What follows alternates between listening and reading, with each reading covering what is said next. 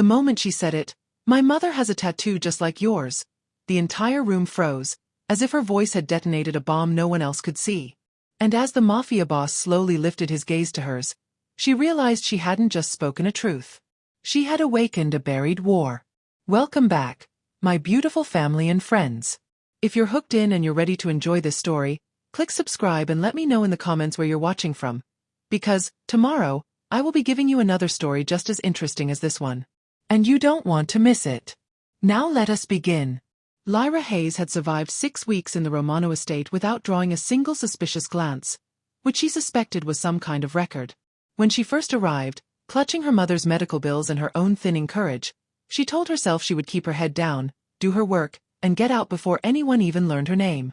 But Ravello City had a habit of twisting good intentions into knots.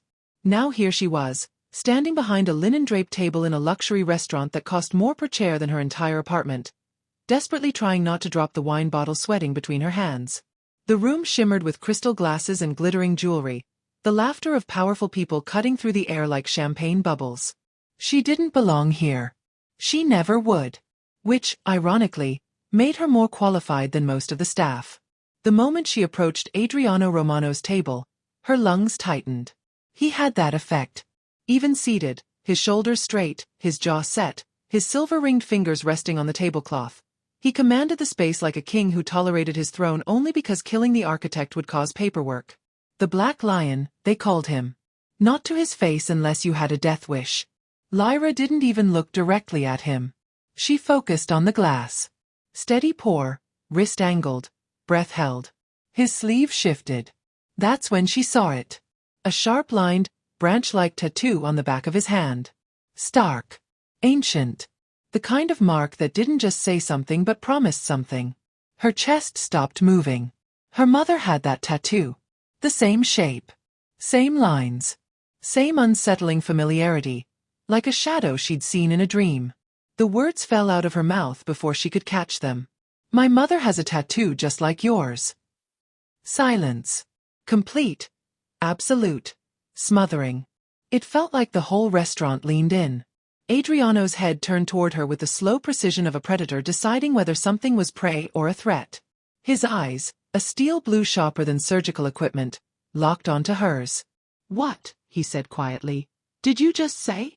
Lyra felt the heat of 50 stares burn into her skin. One of his business associates actually stopped chewing mid-bite. Another subtly reached under the table, either for his phone or a gun, and she wasn't sure which terrified her more. I didn't mean, it just looked, sir, I'm sorry, Describe it. Her stomach dropped. The tattoo. Yes, the tattoo. Why did his voice sound like it could push walls back? It's the same symbol, she whispered. Same shape. Like a star but broken into branches. The table reacted before he did. A woman in a gold dress gasped. A man cursed softly. Someone muttered, "No. Impossible." Adriano, however, stared at Lyra with an expression she couldn't read, because it wasn't one expression. It was grief, fury, memory, all fused into something unbearably controlled. Your mother, he said. What is her name? Her voice was barely audible. Malika Hayes. Everything in him stilled. He didn't speak again. Didn't blink. Just nodded once. An instruction, not approval. We will talk later. Lyra backed away from the table so quickly she nearly collided with another server. Sofia De Luca, Adriano's advisor, shot her a look sharp enough to gut fish. The rest of the evening was a blur. The whispers weren't even whispers anymore. Who is she? How did her mother get the mark? Is the boss in danger? Lyra kept her head down, heart hammering against her ribs, mind spiraling. Her mother never talked about her past. Never explained the tattoo. Never explained the fear she carried like a second shadow. Now Lyra knew why. When the dinner ended, the staff packed up quickly. She changed out of her uniform, hands shaking, and boarded the black SUV that took employees back to the estate. She felt eyes on her the whole ride. When they reached the mansion, 2 guards were waiting. Not her usual escorts. Miss Hayes, one said stiffly. The boss wants you in his study. Her stomach flipped. Not wanted. Summoned. She followed them through dim hallways that smelled faintly of smoke and expensive wood polish, every step echoing her pulse. The heavy double doors of the study opened, revealing Adriano behind his desk like a carved statue, still, severe, and terrifyingly beautiful in a way that had nothing to do with kindness. "Sit." Lyra obeyed. "What do you know about your mother's past?" he asked. "Nothing," she whispered. "She never talks about it." "Then start talking about what you do know." She told him everything. What little there was. Malika's fear of cameras. Her refusal to show her tattoo. The way she watched windows at night, like old ghosts still knew her address. Adriano's jaw tightened with every detail. "That mark," he said finally, "is a blood oath symbol. Only 3 living members of my family carry it." He paused. "Or so I believed." Lyra felt dizzy. "My mother is connected to you?" "Perhaps," he said. "Or perhaps she was tied to the massacre meant to wipe out everyone who bore that symbol." Lyra's blood ran cold. Massacre. Her mother. Her gentle, tired mother. Adriano stood abruptly and paced the room, every step radiating tension. "If she survived," he murmured, "then the traitor who caused the massacre isn't who we thought." He stopped, turning back to Lyra. "You need to take me to her." She opened her mouth to answer. The study door exploded open. Luca Romano strolled in, wearing a smirk that felt like a blade disguised as a smile. "Well, cousin," he drawled, "seems you've uncovered a ghost." His eyes flicked to Lyra, slow and assessing. "Or maybe a key." Adriano's voice dropped to something lethal. "Get out." "Why?" Luca shrugged casually. "Afraid she'll learn her mother wasn't the only survivor that night?"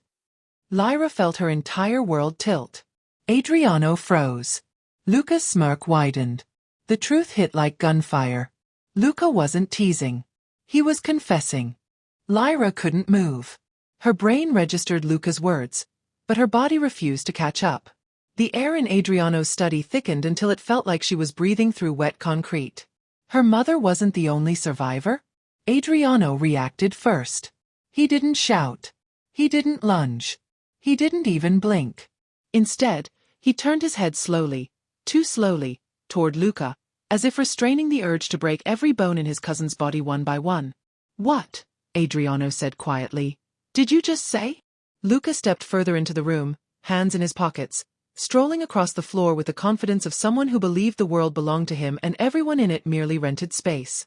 "Relax," he murmured. "If I wanted to kill the girl, I would have done it the moment she opened her mouth tonight." Lyra flinched. Adriano didn't. But the temperature in the room plummeted. "Say it again," Adriano insisted. "The part about the survivors." Luca looked delighted. He lived for this. Chaos, tension, anything that chipped away at his cousin's control. "Come now, cousin," Luca drawled. "You didn't actually believe the massacre ended the bloodline, did you? You're smarter than that." Adriano's jaw tensed hard enough that Lyra heard the click of his teeth grinding. "Who?" Adriano asked. "Who survived?" Luca tilted his head. "Why ruin the surprise?" His gaze flicked to Lyra. "Besides, I think our new housemaid deserves the honor of hearing it directly." Lyra's heart slammed against her ribs. "I don't know anything," she stammered. "I'm just here to work." "And you've already done so much more," Luca interrupted. "Quite impressive, really. One sentence from you, and suddenly the past crawls out of its grave." "Luca!" Adriano's voice was a warning. A dangerous one. But Luca ignored him. "Tell me, Lyra," Luca continued, strolling toward her with a slow serpentine gait. "Did your mother ever mention Ravello City? Or the Ram?" A fist slammed into the wall. Adriano had moved so fast that neither Lyra nor Luca saw the step he took. He stood inches from Luca now, fist embedded in the wood just beside Luca's jaw. The wall cracked. Lyra gasped. Luca smiled. "Oh good," Luca whispered. "I've missed this version of you." Adriano's voice was ice. "Leave." "Or what?" Luca taunted softly. "You'll add me to the list of extinct carriers of the mark? You've already tried that once." Lyra froze again. Adriano tried to kill him? Adriano's fist tightened on the wall. "Get out." Luca finally stepped back, brushing imaginary dust from his jacket. "Very well," he said lightly. But I'd hurry, cousin. Because if this girl's mother is still alive, the people who hunted her haven't stopped. He paused at the door. And they'll be coming soon. Then he disappeared into the hallway, leaving a silence so heavy it felt like pressure on Lyra's lungs. Adriano didn't move. He stayed facing the door long after Luca vanished, shoulders tight, breath sharp. Lyra swallowed. Sir, what did he mean? Adriano's eyes closed for a brief moment, like he was choosing restraint over violence. Then he turned toward Lyra. This changes everything. How? She whispered. He returned to his desk, resting both hands on its edge. Because if Luca is telling the truth, your mother isn't just a survivor. His voice dropped. She is the last living witness to the betrayal that destroyed my family. Lyra's skin went cold. My mother would never. She doesn't even know any of you. That's the point, he cut in. If she knows something, even without realizing it, she is in danger. And by extension, so are you. She shook her head. I don't understand. She's just a woman from Louisiana. Your mother carries a mark people have killed for, Adriano said sharply. And the men who started that massacre 25 years ago would not hesitate to finish the job. His eyes locked on hers. You need to take me to her. Tonight. Lyra's breath caught. She's sick, sir. She can't travel. She's barely. I'm not asking her to come here, Adriano said. I'm saying we're going to her. And I'm sending an advance team to secure the house. Lyra blinked. My mother lives in a tiny apartment. They'll terrify her. I'd prefer terrified over dead. Her mouth trembled. She doesn't know any of this. She doesn't even know I saw her tattoo.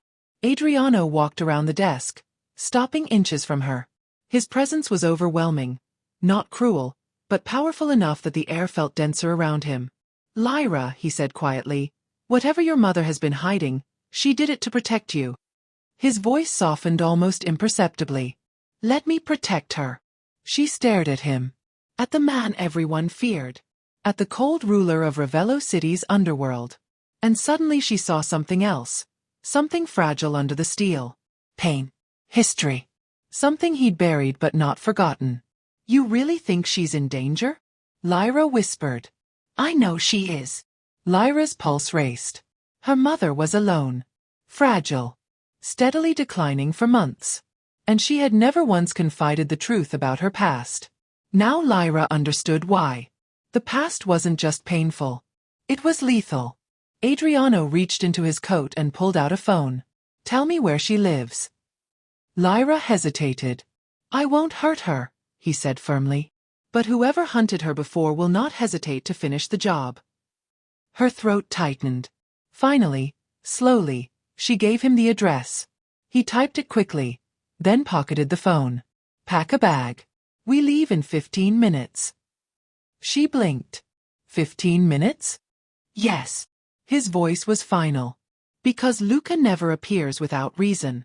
And if he knows your mother survived the massacre, someone else does too. She swallowed hard. Sir, why are you helping me? Adriano stilled. When he spoke, his voice was low. Controlled. Because your mother may be the key to finding the traitor who destroyed half my family. He paused. And because you. He stopped. Lyra's breath caught. And because.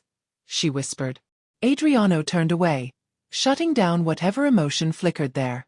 Because this is no longer optional. He opened the study door. 15 minutes, Lyra. She stood shakily. But before she stepped out, something made her glance back at him. Sir, she whispered, what happens if the people who hunted my mother find out she's still alive? Adriano's answer was quiet. They'll come to finish what they started. Lyra was packed with shaking hands. She barely remembered climbing the stairs. Her legs moved like they belonged to someone else. Someone who didn't just learn her entire childhood might have been built on a lie. Her mother's closet. Her mother's tattoo. Her mother's fear. It all made sense now in a way that terrified her. She opened her small dresser drawer, folding clothes mechanically into her worn duffel bag. The fabric trembled in her fingers. She paused, gripping the edge of the dresser as her breath stuttered. Was her mother truly part of a Mafia family massacre? Was she still being hunted? And why hadn't she told Lyra anything? A soft knock broke her spiral. Lyra spun. Sofia De Luca stood in the doorway. The advisor, the woman with the perfect clothes and the permanent expression of elegant superiority. She leaned against the frame, arms crossed. Her eyes were cold. "So," Sofia murmured, "you caused quite a mess tonight." Lyra swallowed. "I didn't mean." "You never do," Sofia cut in, stepping inside. "But intent means very little in this house. Especially when your mouth puts the wrong eyes on you." Lyra tightened her grip on the duffel's strap. "I'm leaving with Mr. Romano." Sofia's lips curled. "Oh, I know," he told the guards. "He never moves this quickly unless something," she paused, studying Lyra with unnerving interest, "or someone gets under his skin." Lyra flushed. "That's not. He's just trying to help my mother." "Of course," Sofia said softly. "Helping. Right. That's exactly what he's doing." Something sharp hid beneath her tone. Jealousy. Threat. Warning. "I don't want trouble," Lyra said. Sofia stepped closer. "Oh, Lyra," she murmured, her voice like velvet over a blade. "You didn't bring trouble. Trouble is the only reason he's looking at you at all." Lyra's pulse jumped. "Your mother's tattoo," Sofia continued. "That little mark you shouldn't know about." She tilted her head. "Do you really think you can just walk out of this estate without understanding what that symbol means?" Lyra frowned. "He said it was a family oath symbol." Sofia laughed once. A short, humorless sound. "It is far more than that." Lyra swallowed. "What do you mean?" Sofia leaned in, her perfume sharp and expensive. "People died for that mark. Families erased. Bloodlines wiped out. Entire factions in the Romano syndicate were slaughtered because of what that symbol represented." Lyra's throat tightened. "He told me there was a betrayal. That people with the mark were hunted." "Oh, they weren't just hunted," Sofia corrected. "They were silenced. Systematically. Efficiently." Her voice softened to a whisper. "And you, Lyra Hayes, might be the last loose thread of that forgotten story." Lyra's breath shook. "My mother isn't dangerous." "No," Sofia said. "But her existence is." Before Lyra could respond, footsteps echoed down the hall. Decisive, powerful, unmistakable. Adriano's presence hit the air before he even appeared. Sofia stepped back instantly. Adriano appeared in the doorway, dark coat on, jaw set with a dangerous purpose. "Let's go," he said to Lyra. Sofia offered a small, formal smile. "Safe travels, Adriano." He didn't even acknowledge her. Sofia's jaw tightened.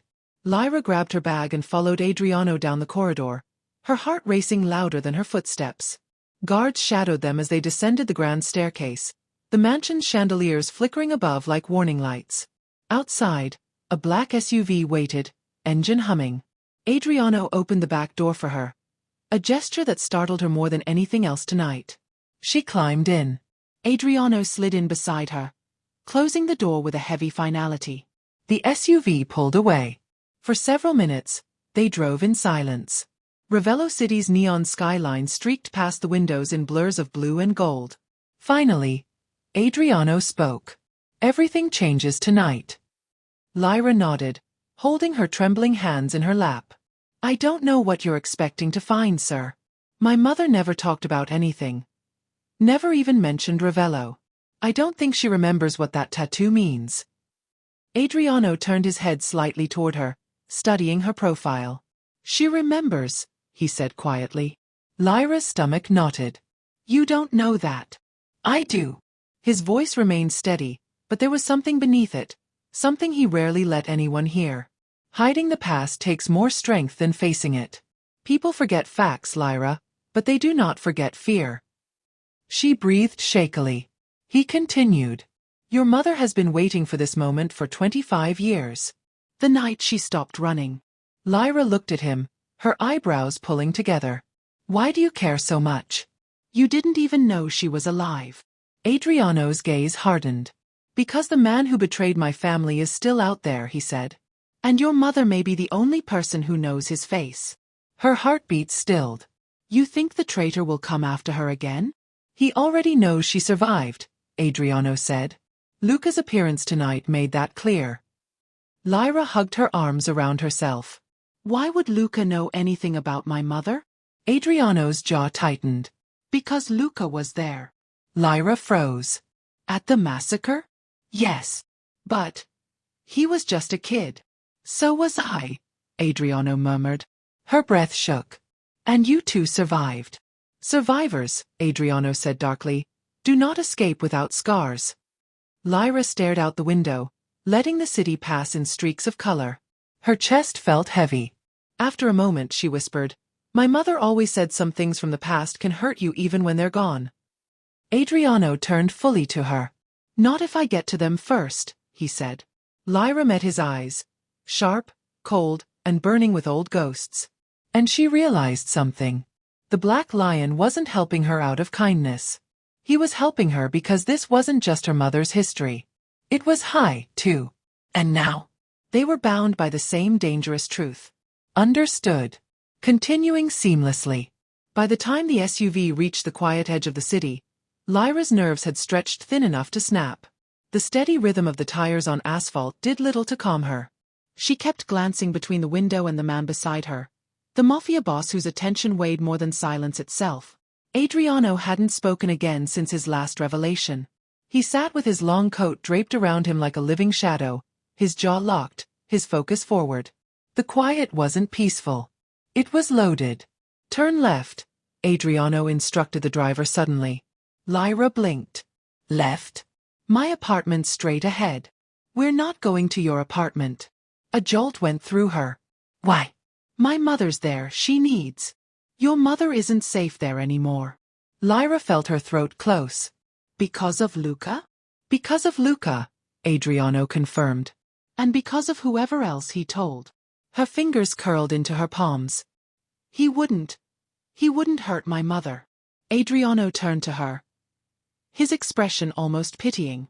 Lyra, in my world, people kill for less than a rumor. She swallowed hard. You said it yourself, he continued. Your mother is one of the last carriers of the blood oath mark. That alone makes her a target. Someone will come for her. But, her voice cracked, she's sick. She can barely walk some days. She hasn't left the apartment in weeks. That makes her easier to reach, he said. And easier to take. Lyra pressed her hands to her face. She didn't ask for this. Neither did the ones who died with that mark, he murmured. The SUV turned down a quieter street, lined with old trees, peeling paint, and aging apartment blocks. Lyra recognized it. Pine Hollow Complex. Her home.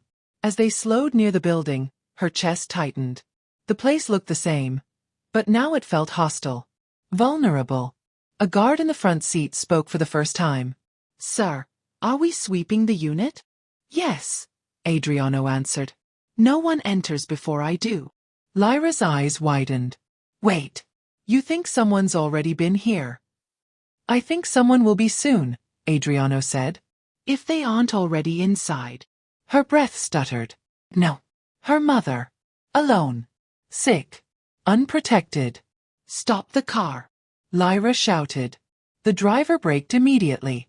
Lyra jumped out before the SUV fully halted, sprinting toward the building. She didn't care about the guards behind her, didn't care that Adriano shouted her name. All she cared about was her mother's door. She reached it and pounded with frantic fists. Mom. Mom, open up. It's me. Silence. Her heart plummeted. Mom, she cried again. Please. Still nothing. A hand closed firmly around her shoulder. Adriano. Move, he said, and she did, stepping aside so he could pick the lock with terrifying ease. Two guards flanked the door, weapons drawn. The moment it cracked open, the smell hit her. Faint. Familiar. Wrong. Her mother's perfume. But too strong. Like someone had spilled it or forced it. Lyra pushed past the guards before anyone could stop her. Mom. The living room was dark except for the flicker of a street lamp through the curtains. The sofa was dented from where her mother slept most nights. A mug sat overturned. Then she saw it. A blanket on the floor, a chair knocked sideways, a scarf, her mother's scarf, torn at the seam. Her knees nearly buckled. "No," Lyra whispered. "No, no, no." Adriano entered behind her, sweeping the room with a controlled sharpness. "Lyra," he said quietly, "don't touch anything. Let my men." But she ignored him, stumbling toward the hallway. "Mom. Mom, please." Her mother's bedroom door was open. The bed was unmade. Sheets strewn. Her mother's pill bottles were scattered on the nightstand. And the window was cracked open. Someone had forced it. Adriano reached her just as she made a strangled sound. "She's gone," Lyra whispered. "They took her." His jaw flexed once. "Not necessarily. She wouldn't leave without me," Lyra insisted. "She barely has the strength to stand. Someone took her." "And if someone took her," Adriano said, "they left tracks." He gestured sharply. 2 guards rushed outside. Another scanned the hallway. A fourth moved to the bedroom window, examining the frame. Adriano turned to Lyra. What was she wearing today? Did she have a bag? A phone? Lyra tried to think, but everything felt underwater. She had on her green sweater," she stammered. "And her slippers. She didn't have her phone. It stopped working last week." "Good," Adriano nodded. "Less for them to track." Lyra looked up at him with desperate, burning eyes. "Why would they take her? Why now?" "Because Luca wanted you to hear something tonight," Adriano said. "And he made sure you did." She shook her head violently. "No. He just wanted to scare you." "No," Adriano said. "Luca never wastes threats. He wanted you rattled. Distracted." Lyra's breath caught. "You think he planned this?" she whispered. "I think," Adriano said slowly, "your mother wasn't the only one taken tonight." Lyra blinked. "What do you?" The guard at the bedroom window straightened sharply. "Sir, car tracks in the alley. Recent. 2 sets of prints. Someone carried a woman." Lyra's stomach twisted painfully. Adriano's eyes darkened. "They have her." A sob ripped from Lyra's throat. He stepped closer, not touching her, but near enough that she felt his gravity, grounding and unyielding. "Listen to me," he said firmly.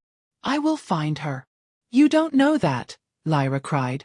"You don't even know why she was taken." "I know exactly why she was taken," he said. "Because someone wants the same thing I want." "Which is what?" Lyra demanded, voice breaking. "What could my mother possibly have that's worth this?" Adriano held her gaze. "Answers," he said. "And a truth that could destroy everything." Her pulse hammered. "Lyra," he continued, voice lowering, "your mother isn't just a survivor." Lyra swallowed. "Then what is she?" Adriano exhaled once. A slow, decisive breath. "She's the only witness left who knows the identity of the traitor who wiped out half my family." Lyra froze. "And that traitor," he added, "just realized she's still alive." Lyra didn't see Adriano again until early the next morning, when a storm bruised the sky over Ravello City, and the mansion's halls seemed to vibrate with some invisible shift in the air. She woke before her alarm, heart racing for reasons she didn't understand, and by the time she stepped into the corridor, 2 guards were already waiting. "Mr. Romano wants you," one of them said. She swallowed. "Now." They didn't answer, they just turned.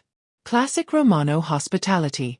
They led her into the East Wing, a part of the mansion she'd never been allowed near. Everything there looked older. Heavier wood, darker walls, thicker carpets. And the silence. It felt intentional, as if the walls themselves were holding their breath. The guards opened a carved door. Adriano stood at the center of a dim room that smelled faintly of cedar and iron. On the desk before him lay a black folder sealed with wax. And he wasn't alone. Nonna Fiora, Adriano's grandmother, the quiet and terrifying matriarch of the Romano bloodline, sat in a high-backed chair, staring at Lyra with the kind of eyes that could see through bone. Lyra froze. Adriano motioned. "Come here." Her feet moved even though her courage begged for a break. When she reached the desk, Adriano spoke without looking at her. "I sent a message to your mother," he said. She replied. Lyra gasped. She responded? "Yes," he said, his voice steady, but far too controlled. "She agreed to meet." Relief flickered across Lyra's chest. Then Adriano added, but she refused to come here. That relief was shattered. Nana Fiora finally spoke, her voice soft and edged like old glass. Your mother is a wise woman. Adriano's jaw clenched, but he didn't disagree. She said, he continued, that she will only meet with me. Alone. And off record. Lyra blinked. That doesn't sound like her. She also said, Adriano added quietly, that you are not to come. Lyra felt that like a slap. What? No. No, she's sick, she needs.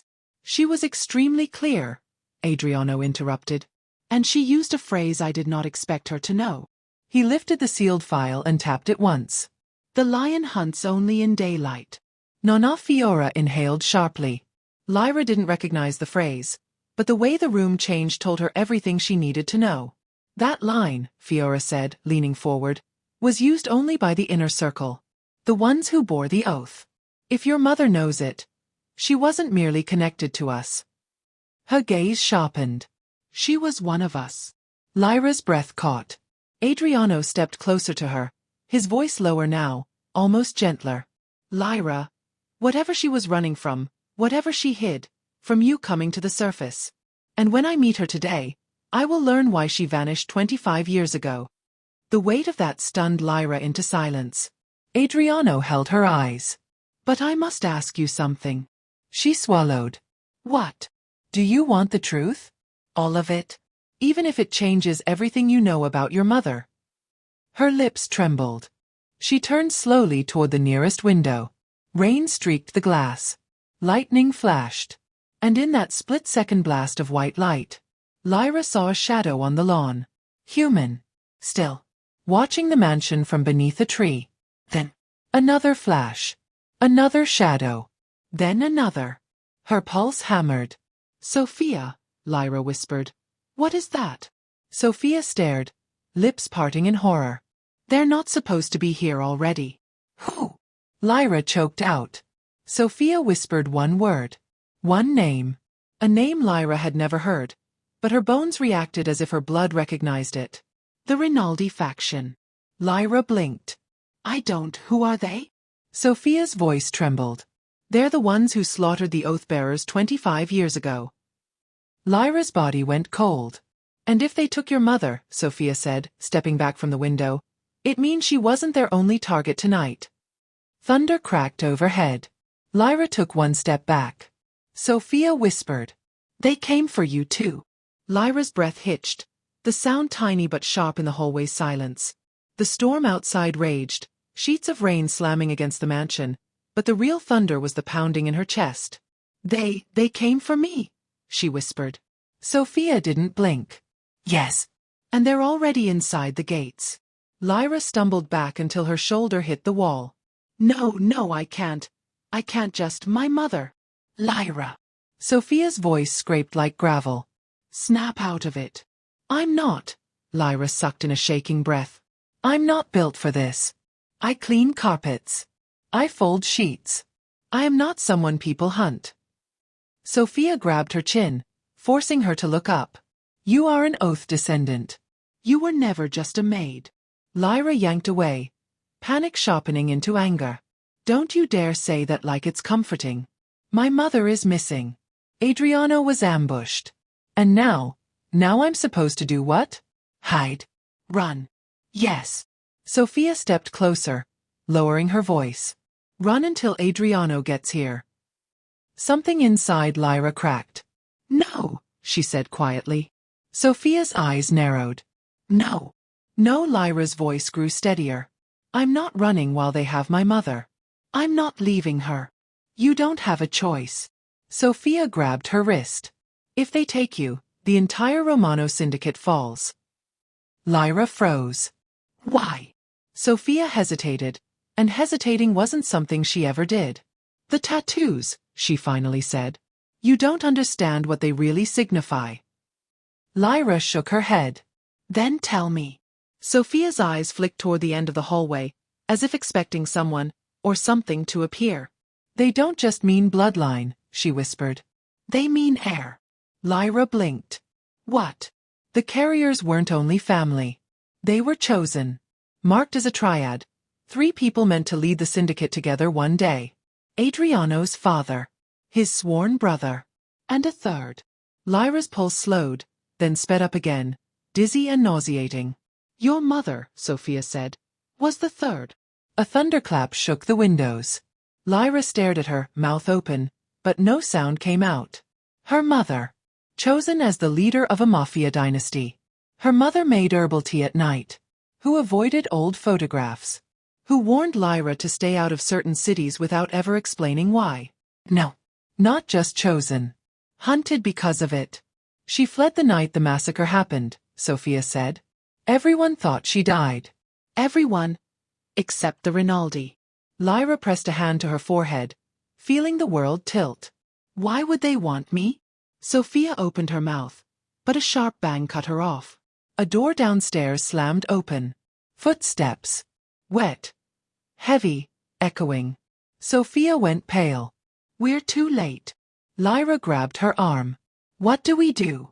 Sophia dragged her down the hall, nearly sprinting. Get to the panic room. There's a panic room? Of course there is. Adriano's the Black Lion, not a mall security guard. They turned a corner and stopped dead. 3 men stood at the far end of the hallway. Dark coats. Rain dripping from their sleeves. No expressions. No hesitation. Rinaldi. Lyra's chest seized.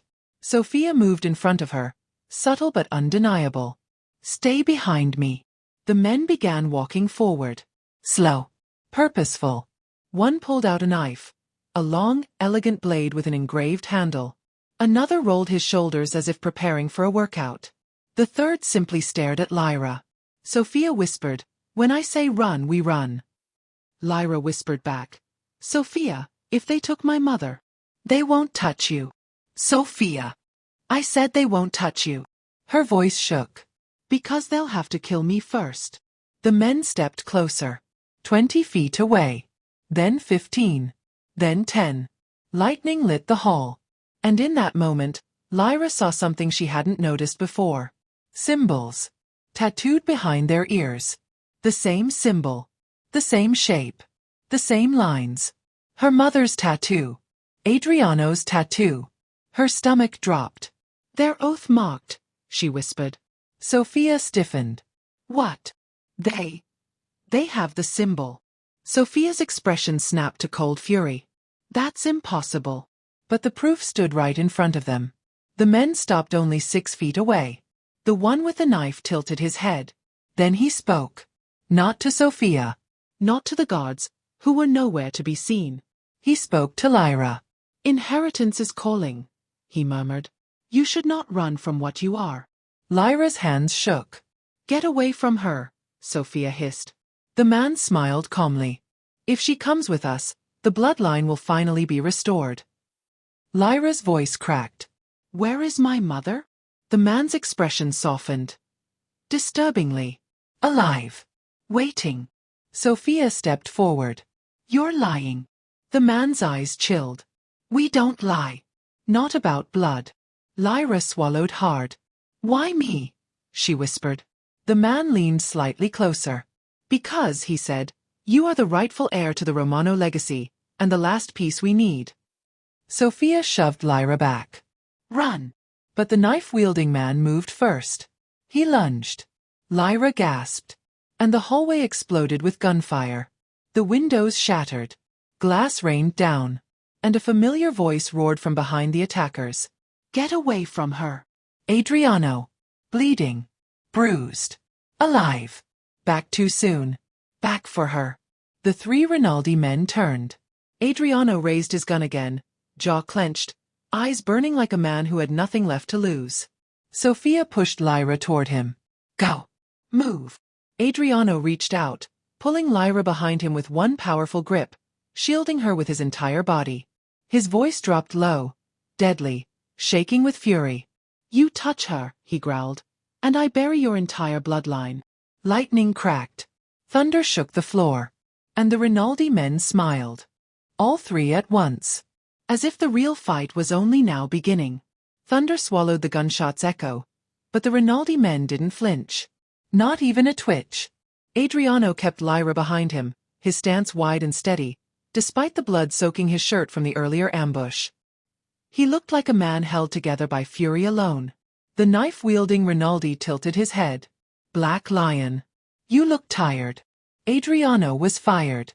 A perfect shot. Center mass. The man jerked from the impact but didn't fall. He looked down at the bullet hole as if examining spilled ink. Cute, he murmured. Lyra's breath stuttered. What is he? How is he still? Sophia cussed under her breath. They're wearing ballistic gel pads. Idiots are walking refrigerators. Rinaldi twisted the knife in his grip. We don't want to kill you, Adriano. Not yet. We just want the girl. Lyra felt Adriano go still. A dangerous still. Over my dead body, he said quietly. That, the Rinaldi replied, can be arranged. They moved first. Fast. Too fast. Adriano shoved Lyra back, pivoted, and fired again, hitting one attacker's leg. The man staggered but kept coming, knife flashing. The hallway erupted in chaos. Sophia slammed into one attacker, tackling him into the wall.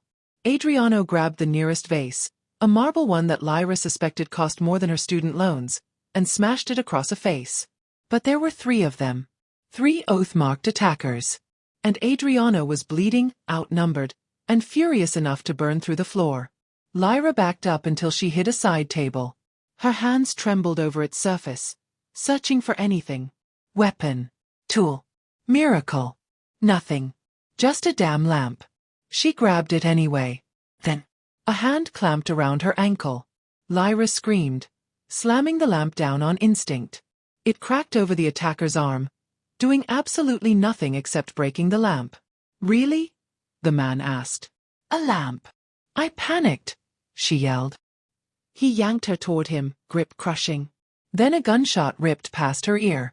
The man's arm jerked, loosening just enough for Lyra to wrench free. Adriano grabbed her waist and pulled her upright, pushing her behind him again. Stay behind me, he barked. Stop turning me into a backpack, she shouted back. This is not up for. Too late. The third attacker lunged, not at Adriano, not at Sophia. At Lyra. He grabbed her shoulders, squeezing so hard her vision burst white. Enough games, he hissed. Your mother is bleeding as we speak. Come now and she lives. Adriano froze. Lyra's world narrowed to a pinprick. Bleeding. Her mother was bleeding. The man leaned close, breath cold as ice. They won't kill her yet. They need you to be present. The triad must be reunited. Triad. Lyra whispered. Adriano's voice darkened. Don't you dare listen to him? It's already begun, the man said. And then he twisted Lyra's head to the side, revealing her shoulder to Adriano, revealing the faint shape underneath her skin. A mark. A symbol. The same symbol. The tattoo. But she didn't have tattoos. She never had. Lyra's breath vanished. What is happening? The Rinaldi smiled. It was inked into you as a baby. Adriano's heartbeat stopped. Sophia swore like a sailor. Lyra felt dizzy, sick, and betrayed by her own skin. The attacker whispered into her ear. You were born into this. Born marked. Born to rule. Adriano's gun shook in his hand. Let her go. The man's grip tightened. She comes with us, and the woman lives. Or you keep her, and the triad ends tonight. Lyra trembled. Where is my mother? Tell me. The man didn't answer. Adriano stepped forward, rage unraveling the last threads of logic. You lay one more finger on her. One, and I will end every last one of you. The Rinaldi man leaned back, dragging Lyra with him. Do it, he whispered. Shoot me. Kill me. And lose the only one who knows where her mother is. Silence slammed down. Adriano's jaw clenched. Sophia froze mid-swing. Lyra felt her pulse in her teeth. The attacker smiled. Thought so. Then. He shoved Lyra hard. Adriano lunged. But not fast enough. Lyra crashed backward into the wall, her head snapping back. The attacker reached into his coat. Something sparked in his hand. A small metal device. A detonator. No. Adriano shouted. But the man pressed the button. A deep, rolling boom shook the entire mansion. Smoke blasted through the hallway vents. Sprinklers poured water. Lights flickered. And the attacker, coughing through the smoke, whispered, "Too late." The signal's sent. Adriano grabbed Lyra, shielding her as debris fell from the ceiling. Sophia yelled over the alarm. "What signal? What did you just activate?" The Rinaldi man smiled through bloodied teeth. "The one that tells them," he rasped, "to start the ceremony." Lyra's blood turned to ice. "What ceremony?" she demanded. His eyes locked onto hers. "The one where your mother dies if you aren't there." Lightning cracked outside. Fire alarms screamed. Smoke thickened. And the Rinaldi man finished with a whisper that gutted her. "Hurry, Air. She doesn't have long." Before Adriano could strike, the man dropped a flash charge, and the hallway exploded in blinding white. When the light cleared, the Rinaldis were gone. All three. Silence settled. Then Adriano turned to her. Not as the Black Lion, but as a man terrified of losing the only person he'd kill the world for. "Lyra," he breathed, voice breaking. "We're going after her. Now." And Lyra, trembling but standing, nodded once. "We saved my mother," she said. "And then we finish this." Here is Chapter 9. The hunt, the truths, the splintering loyalties, and the rising storm. No delay. No filler. Straight back into danger, the mansion alarms wailed like a wounded animal, but Adriano didn't slow down. Not for collapsing ceilings, not for smoke swallowing the halls, not for the blood streaking down his own side. He moved like a man born in violence and sharpened by every nightmare life had hurled at him. Lyra kept up, partly because adrenaline made her legs work faster than logic, and partly because fear had carved itself into something sharper, resolve. Sophia ran ahead, barking orders into her comms. "Seal the upper floors. Evacuate the east wing. Tell Nico to prep the convoy, now." Lyra felt every throb of her pulse in her ears. Her mother, kidnapped, bleeding, marked for a ceremony she didn't understand. Her own shoulder, carrying a tattoo she'd never known existed. The attackers disappeared like smoke. Everything was spiraling. Everything was personal. Adriano yanked her into the emergency stairwell, slamming the door behind them. The alarm scream was muted, but not his. "Lyra." His voice was raw. "Frayed. Look at me." She did. And what she saw nearly undid her. For the first time, Adriano Romano looked afraid. Not of dying, not of losing territory, but of losing someone he couldn't replace. "You're hurt," she said, noticing blood spreading across his ribs. He grabbed her shoulders. "Forget me. Are you hit?" "No, just bruised. Maybe concussed. We'll deal with that later." "We won't if you pass out mid-rescue," she shot back. He froze for half a second. Not because she was wrong, but because she challenged him. Again. And somehow, even now, it cut through the panic. Sophia burst into the stairwell. "Car is ready. If we move in the next 30 seconds, we can get ahead of the Rinaldi vans." Adriano nodded. "Let's go." They tore down the stairs. Halfway down, Lyra finally asked, breathless, "What is the triad?" Adriano didn't answer at first. His jaw worked, as if he didn't want to say the words out loud. Sophia exhaled sharply. "Lyra, the triad isn't a thing. It's people. 3 of them. 3 oath-bearers tied through a single bloodline ritual." "A ritual that shouldn't exist anymore," Adriano muttered. "Your mother was one," Sophia continued. "Adriano is another." Lyra stopped dead in her tracks. "And the third?" she asked. Sophia and Adriano exchanged a look. One of those looks that says everything without a sound. Adriano pressed his lips together. "You." Lyra's stomach cracked open. "That's impossible.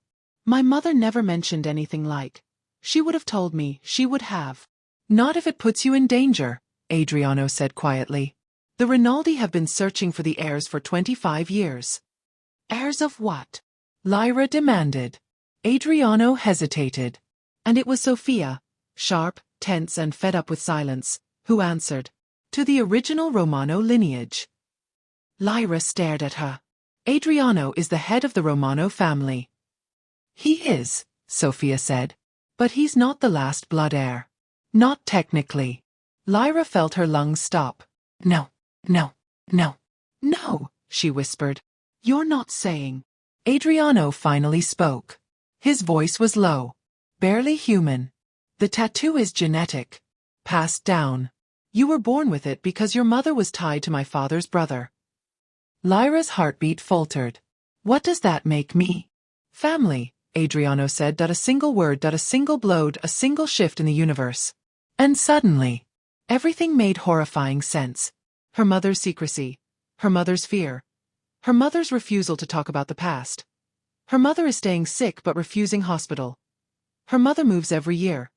Her mother never lets Lyra stay in one city too long. She wasn't running from poverty. She wasn't running from bad memories. She was running from the Rinaldi. Lyra, Adriano said gently, I need you to breathe. She shook her head. I can't. I can't breathe right now.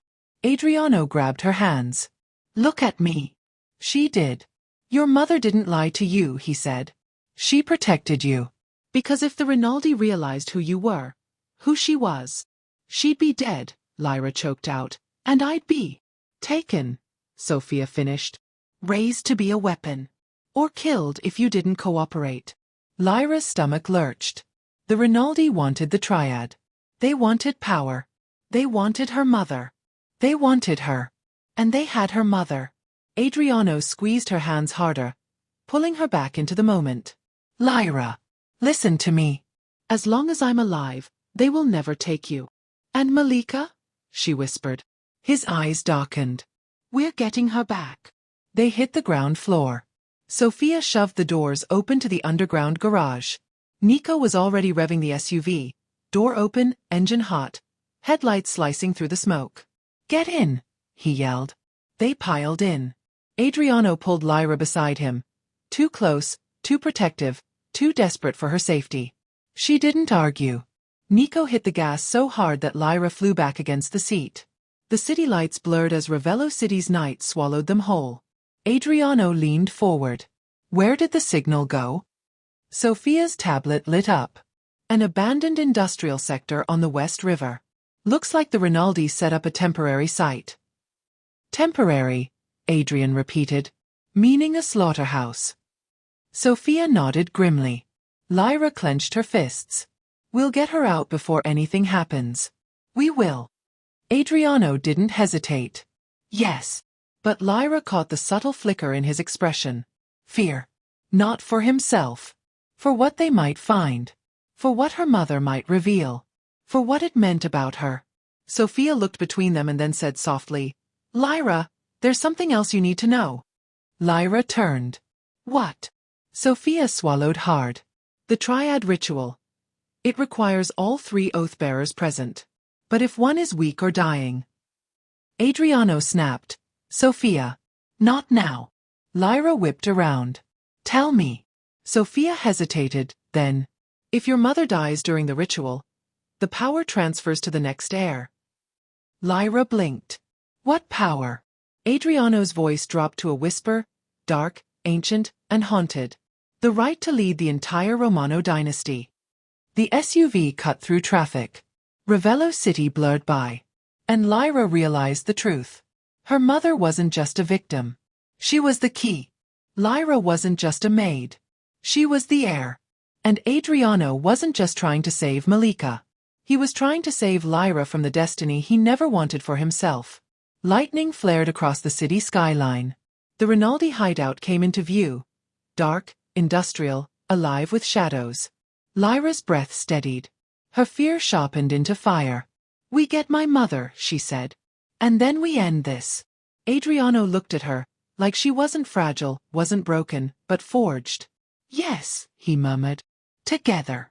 And as they sped into the heart of the storm, none of them knew. Someone inside the building was waiting. Someone who knew Lyra's real name. Someone who whispered it like a prophecy. Finally, the figure murmured in the dark. The heir returns. The SUV skidded into the shadowed outskirts of West River Industrial, where the buildings rose like rust-stained tombstones and the wind carried the metallic stench of abandonment. Floodlights flickered across shattered windows. Silence pooled thick and unnatural, like the whole sector was holding its breath. Lyra stepped out first. Her boots hit gravel, and her pulse hit overdrive. She could feel her mother here. Not physically, something deeper, a tightening in her ribs, a magnetic pull she couldn't explain. Like blood calling to blood. Adriano came up beside her, injured but moving with the kind of precision only fury could fuel. Sofia and Nico fanned out behind them, weapons drawn, communication lines active. Thermals? Adriano asked quietly. Sofia checked her scanner. 3 guards on the south entrance. 2 on the loading dock. And she stopped. What? Adriano pressed. Inside. I'm picking up at least 7 heat signatures. One of them is lying down. Movement is weak. Lyra's stomach dropped. Mom. Adriano placed a hand on her back. We'll get to her. She nodded, throat tight. Nico scanned the rooftops. No snipers. That's weird. Too easy, Sofia muttered. Too intentional, Adriano corrected. He motioned them forward. But before they took the first step, a voice crackled over an old loudspeaker above the warehouse doors. A voice Lyra recognized instantly. Smooth. Mocking. Poison dipped in silk. Little cousin, Luca purred. You're late. Lyra's heart froze. Luca Romano emerged from the shadows as if the darkness obeyed him. Sharp suit. Shopper smile. Hands in pockets like this was a cocktail hour. Not a kidnapping. Luca, Adriano growled. I swear to God. Careful, Luca said, lifting a finger. You're bleeding. Wouldn't want you fainting before the grand finale. Lyra stepped forward. Where's my mother? Luca's attention slid to her, and his smile widened the way a wolf's might when it spots a doe with a broken wing. My lovely little guest, he said. Relax. Your mother is inside, resting. Resting, Lyra spat. You mean tied up? Luca shrugged. Semantics. Adriano moved faster than breath. 1 second he was beside Lyra. The next, he was in Luca's face, grabbing the front of his jacket and slamming him into the corrugated metal wall hard enough to shake dust from the rafters. Where? Adriano snarled. Is Malika Hayes? Luca chuckled. Ask your heir. Adriano stiffened. Lyra blinked. What are you talking about? Oh, she doesn't know? Luca's laugh curled like smoke. Oh, Adriano. You kept that from her? How considerate. How utterly stupid. Luca. Adriano barked. Stop. But Luca never stopped. He thrived on destruction. You want to know the truth, Lyra? Luca leaned forward, even with Adriano's fist gripping his collar. Your mother lied to you. She wasn't just some survivor. She wasn't innocent. She wasn't running from danger. Lyra's breath shook. Sofia aimed her gun. Luca, don't. Oh, I'm only getting started, Luca smirked. Malika Hayes didn't run from the massacre. She caused it. Silence cracked open the night. Lyra's world tilted so violently that her vision blurred. No, she whispered. That's not, she would never. Oh, but she did, Luca purred. Your sweet mother betrayed the original ceremony. She sabotaged the oath ritual and helped kill half the Romano bloodline. She didn't run because she was hunted. She ran because she was guilty. Lyra's knees weakened. No, she repeated. You're lying. Adriano threw Luca back against the wall again, this time with a snarl that shook the air. She wasn't the betrayer, Adriano hissed. You were. Luca smiled. Bingo. Lyra felt the truth hit her like a knife to the ribs. Of course I was, Luca said proudly. I ended that branch. I cleansed the family line. And yet, somehow, one little oath-bearer slipped through the cracks. One baby no one saw coming. His eyes burned into Lyra's. You. Lyra staggered back. No. She felt her throat close, her chest squeeze, and her entire world swing between 2 truths she didn't want. Her mother, running from him. Her mother, covered in fear every year. Her mother, hiding marks on her skin. Adriano grabbed her arm, steadying her. Lyra, listen to me. Luca is twisting everything. He always has. Oh, come now, Luca said. She deserves honesty. She deserves to know that the heiress of the Romano dynasty was born from a woman who tried to burn it all to the ground. Lyra's eyes stung, but she refused to look away. "Where is she?" Lyra demanded. Luca's smile faded. Ah, there it was. Her fire. Her spine. Her mother's daughter. He gestured toward the warehouse door. Inside. Waiting for the ritual to finish. Lyra's voice cracked. "What ritual?" "The completion of the triad," Luca said. "Your marking is done. Your role is sealed. And once your mother breathes her last..." He lifted his hands as if presenting a crown. "Everything the Romano dynasty stands for becomes yours." The world went silent. Then, Adriano was fired. The bullet missed Luca's skull by an inch as he dove behind a rusted support beam. "Move!" Adriano shouted, pulling Lyra close as gunfire erupted around them. Sophia returned fire. Nico grabbed cover. The warehouse burst alive with Rinaldi soldiers. Chaos exploded. Lyra ducked behind a truck axle, heart pounding so loud she could taste it. Arcs of muzzle flash lit the yard. Gravel sprayed. Metal shrieked as bullets tore through it. Adriano slid in beside her, shielding her with his body. "They're trying to separate us," he yelled. Lyra saw it. Rinaldi soldiers flanking. Hurting. Drawing fire away from the main entrance. Toward her. Toward where they wanted the air. "They want you alive," Adriano said breathlessly, fury clenched in his jaw. "And that terrifies me more than anything else tonight."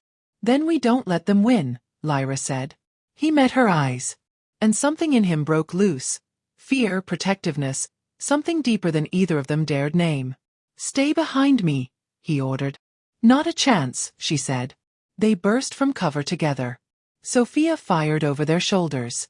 Nico dropped 2 guards near the loading bay. Lyra followed Adriano, weaving through the gunfire, feet pounding concrete, lungs burning. They reached the warehouse door. Adriano kicked it in. Darkness swallowed them, cold, humming, vibrating with something ancient. And then Lyra saw her. Malika. Lying on a slab. Breathing. Barely. Tattoo glowing faintly on her skin like living ink. Lyra broke. "Mom!" She ran, and as she crossed the threshold, a voice rose from the shadows.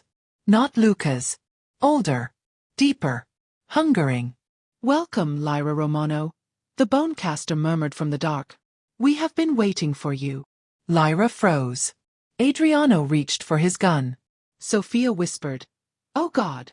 Because this wasn't a rescue. It was the beginning of the real war. The warehouse swallowed them whole. Cold air rolled through the vast hollow interior, thick with dust and the faint copper tang of something older than blood.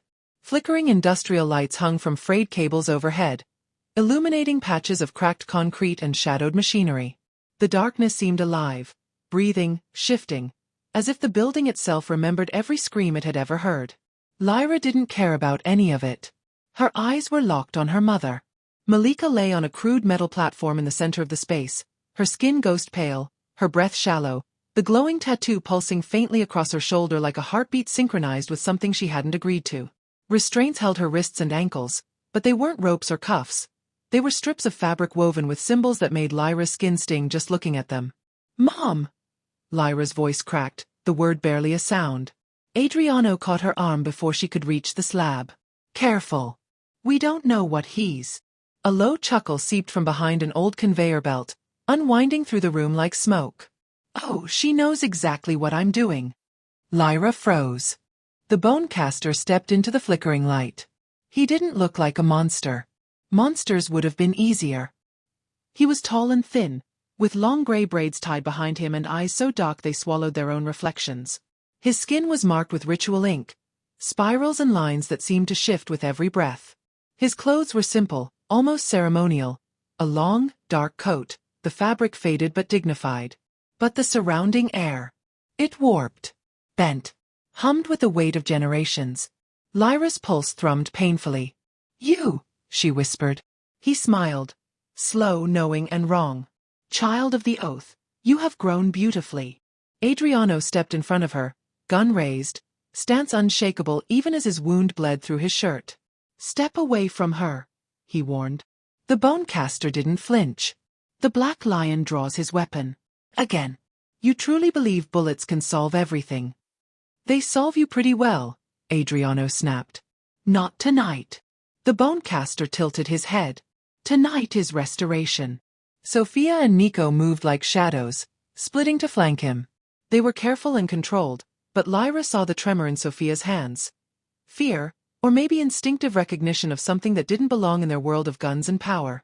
Lyra stepped around Adriano before he could stop her. "What are you doing to her?" she demanded.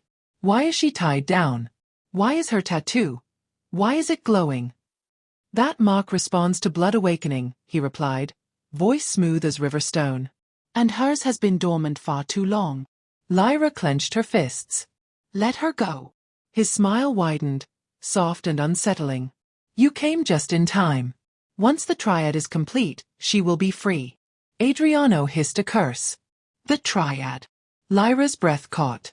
Everything Luca had shouted outside suddenly twisted into place like razor wire. "You're finishing the ceremony from 25 years ago." Her voice shook. The ceremony she escaped. "She didn't escape it," the Bonecaster corrected gently. "She survived it." Because she was never meant to die.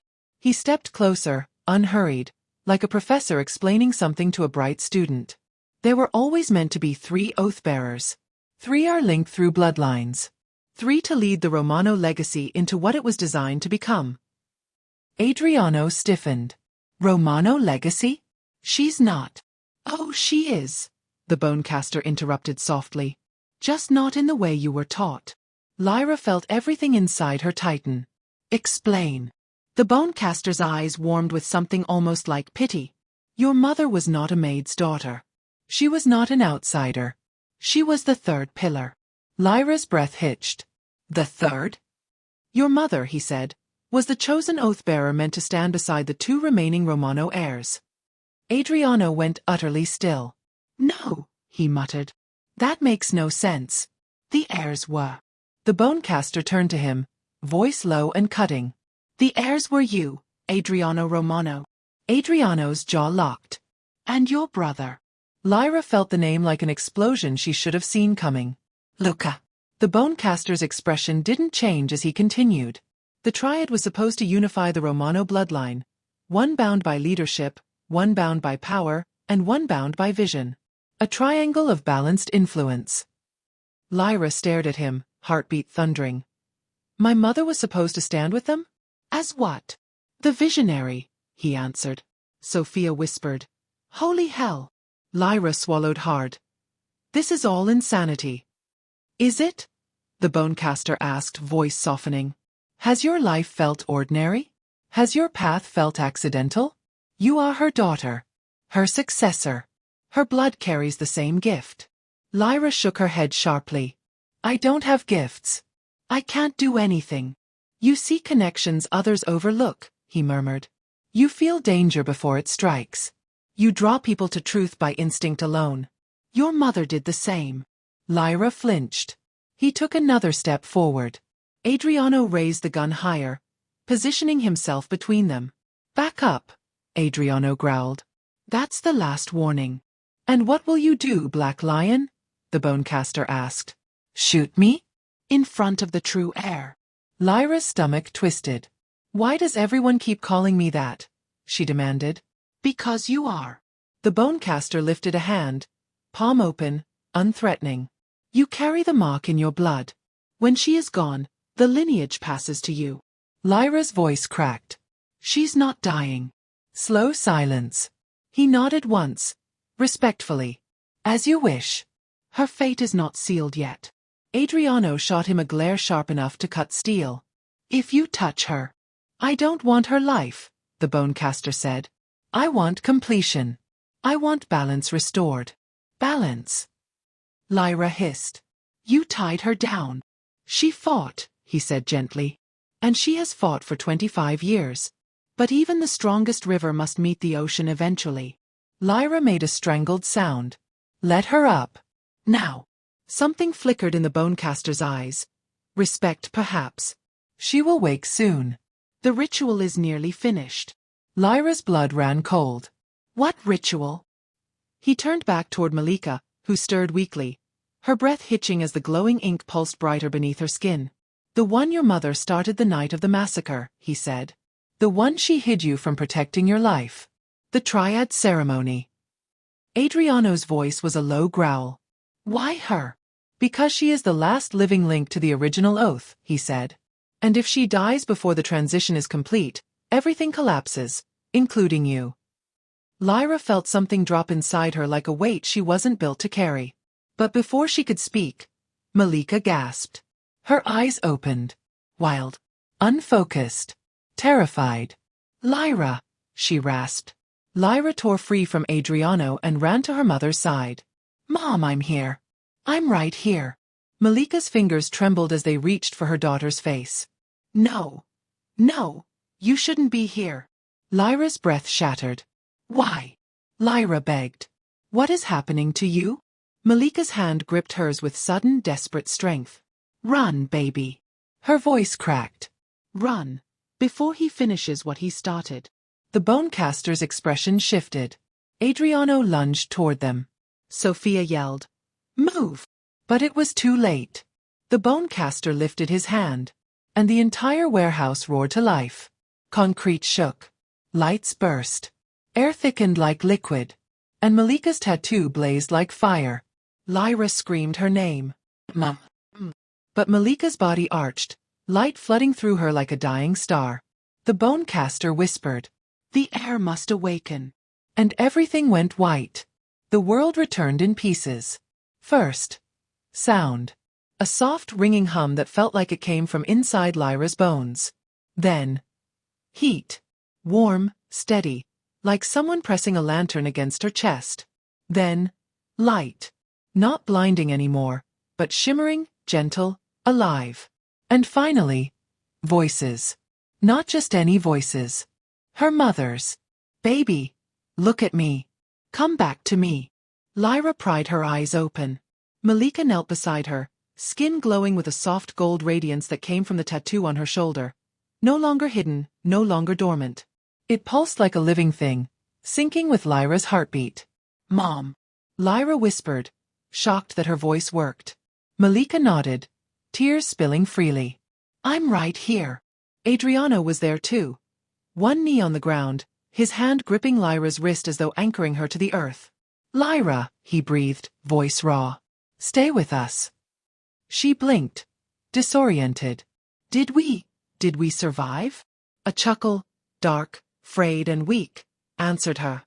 "To your disappointment, perhaps." The Bonecaster lay sprawled across the ground several yards away. His cloak burned through, his eyes dimmer but not defeated. Yet the arrogance in his expression had wilted. His power, whatever force he'd wielded so confidently, was cracked. Adriano rose slowly, stepping between the Bonecaster and the women. "Don't get up," Adriano warned. "I'm in a charitable mood." "Rare. Don't test it." The Bonecaster smirked. "You have no idea what that girl has awakened." Adriano lifted his gun. A single movement, fluid and final. But Lyra pushed herself upright, shaking. "Wait." Adriano hesitated. Just barely. But for her he did. Lyra stepped forward, clutching her mother's hand. Her voice trembled as the truth settled inside her like settling dust. "I saw everything in the light." The room quieted. "My mother wasn't spared randomly," Lyra continued. "She was chosen. The tattoo, this mark, it wasn't a Roman symbol originally. It was ancestral. From her side." She swallowed. "It binds protectors to a bloodline." Adriano stiffened. "My family stole it." Malika lowered her gaze. "Your ancestors didn't know what it was. They only knew it granted vision, intuition, power. They used it for themselves." Lyra nodded. "But tonight, the charm, the oath, the bloodline, it recognized one thing." Her eyes met Adriano's. "Unity. Not conquest." The Bonecaster spat blood. "A sentimental fantasy. That power belongs to the old world. It was never meant to mend. Only to bind." "No," Lyra whispered, stepping closer to him. "You wanted it for control. Fear. But it wasn't built for that." She extended her palm. The glow from her mother's tattoo transferred into her own hand, white gold and warm, swirling like living mist. The bonecaster recoiled. No, no, child, you don't understand. I do now. The glow thickened, brightened, and vibrated with an ancient hum. Adriano didn't move. Not out of fear, but awe. The way he watched Lyra was the way a man watches the moment he realizes the universe does not bow to him. But he willingly bows to someone else. The bonecaster scrambled backward. If you take my power, if you undo my binding. Lyra knelt in front of him, eyes soft but resolute. Then you face what you've avoided your whole life. She pressed her glowing hand to his chest. Light surged, not violent like before, not chaotic. This time it was cleansing. Gentle. Final. The bonecaster screamed, not from pain, but from truth cracking through centuries of corruption. The lines of ancient ink across his arms and face peeled away, dissolving into dust. His power evaporated like mist in sunlight. When the light faded, the bonecaster wasn't a monster. He was just an old man. Frail. Shaking. Mortal. His voice croaked. What have you done? Lyra stood. Given you your freedom. He bowed his head, trembling, more from shock than defeat. And then he was gone, slipping away through the broken doorway, no longer a threat. No longer anything but an echo. Lyra exhaled shakily.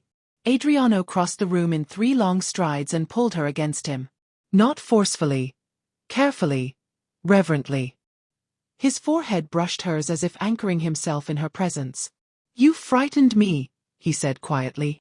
More than any man ever has. Lyra let out a breathless laugh. You weren't exactly calm either. His lips twitched. I reserve my panic for special occasions. Malika approached, placing a gentle hand on her daughter's shoulder. The 3 of them stood in the fading glow, bound now, not by secrets or fear, but by shared survival. For 25 years, Malika whispered, I have run from the past. But maybe it was running toward this moment. Adriano looked at her with something deeper than respect. Recognition. You didn't hide because you were weak, he said. You survived because you were strong. Malika smiled faintly. And now my daughter is stronger still. Lyra turned to Adriano. What happens now? He didn't hesitate. You come home. Both of you. Her breath caught. We rebuild what was stolen, he continued. Not the old power. Not the old fear.